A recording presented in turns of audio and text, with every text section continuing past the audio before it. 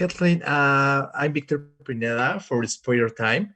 And tell me, how was working on this film, especially for being a Broadway musical adaptation that generate a lot of impact in the audience? It was such a joyful experience. I think I mean, for so many reasons it was joyful, but um, I think that after the quarantine time or after being at home and not knowing what the future holds, I think I was so grateful to be working at a time like that, and I think that you could really sense that that was a really like palpable feeling throughout the cast and crew. I think that it was, we were all very aware of what we had been through and what we were still going through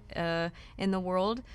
So getting to work was really amazing. But to be able to work on a movie like that is even more overwhelming, and I just felt grateful on all fronts. And I had always wanted to do a musical, and they don't come around too often. I probably have auditioned for maybe 3 musicals in my life, and this being one of them. So it was definitely really exciting. But coming onto a project that already has such a fan base and has you know grown such a huge fan base over the years, and has so much love already, it was definitely nerve wracking to live up to the Zoe Murphys that have been portrayed before me. It is and also, but because I was so nervous to come on board, but everybody welcomed me with open arms, and the music team that have been with Dear Evan Hansen from the very beginning, and Ben who's been with it since the beginning, they all welcomed me in with so much kindness, and it was just it was so nice. It was such a lovely experience.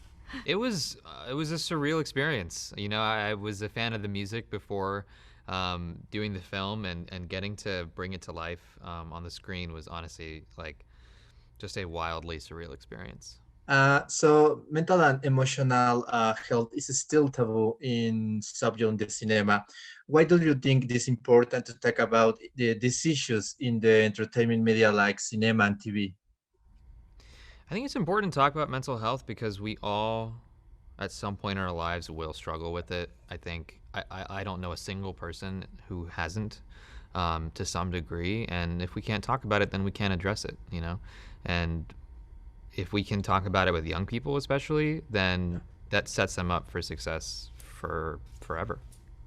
Perfect. Yeah, I think that the way we talk about mental illness is definitely getting better. I think with especially the generation I'm growing up in, and even the generation, my littlest sister, she's 17, the way that it is being discussed, I think we are getting a lot better with the way we talk about these issues. But I think that it was one of the many reasons why I connected with Dear Evan Hansen when I first saw it on Broadway, was the way that they discussed mental health and anxiety and fears of growing up and finding out who you are and what your place is in the world. It can be so hard. It can be so hard.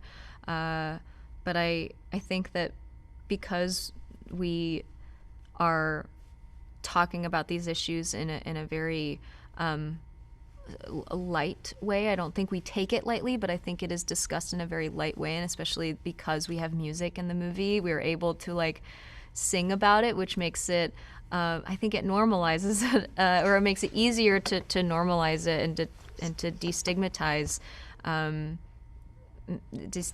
it. So I think it definitely is.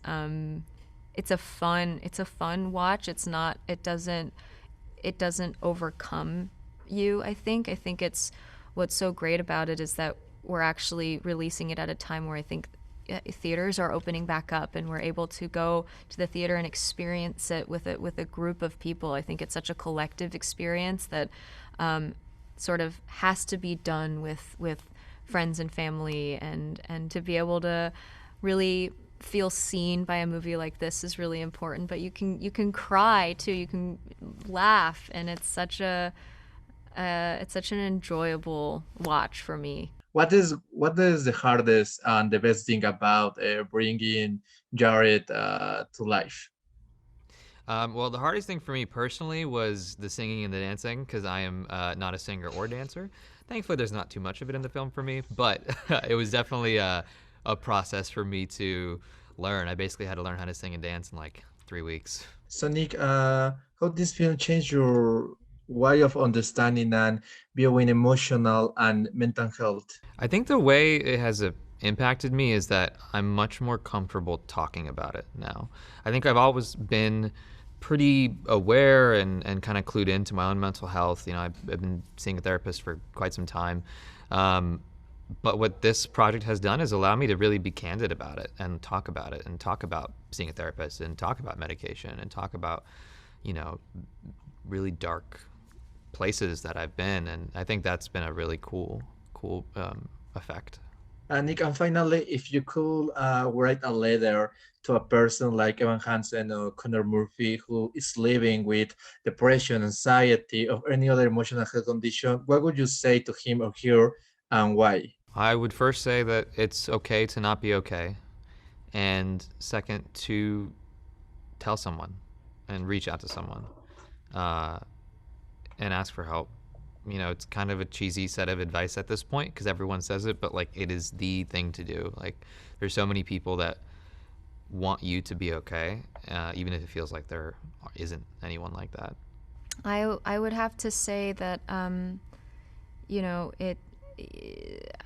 honestly, it's to know that you are not alone. You are not the only person going through this. And I think that the film speaks so much to that we all deal with anxiety and mental health in our own ways. So I think just focusing as much as you can on being yourself and being open to talking with people, if you are open to that, would be